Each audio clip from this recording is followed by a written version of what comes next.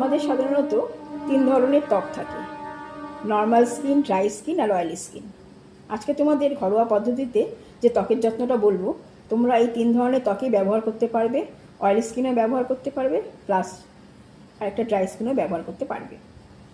আমরা সবাই face wash মাখি সকালে ঘুম থেকে ওঠার সময় আর রাত্রিবেলা শোয়ার আগে।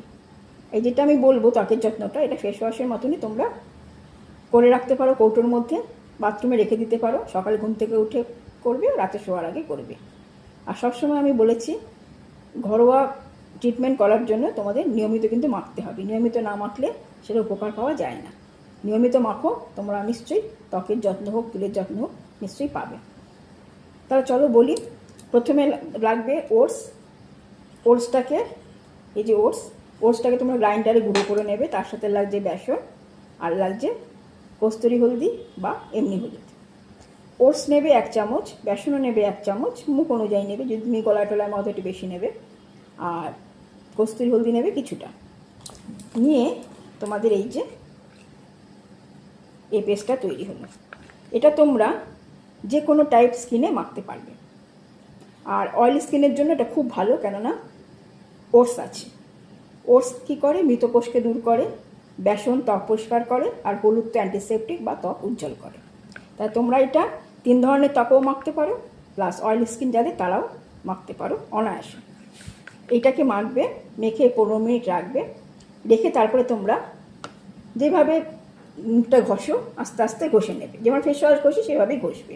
সকালবেলা ঘুম থেকে ওঠার সময় এটা মাখলে, মেখে একটুখানি মুখে কিছুক্ষণ রেখে তারপরে মুখটা যা ফেস ওয়াশ দিয়ে ঘষে ঘষে নেবে, ঘষে ধুয়ে ফেলবে।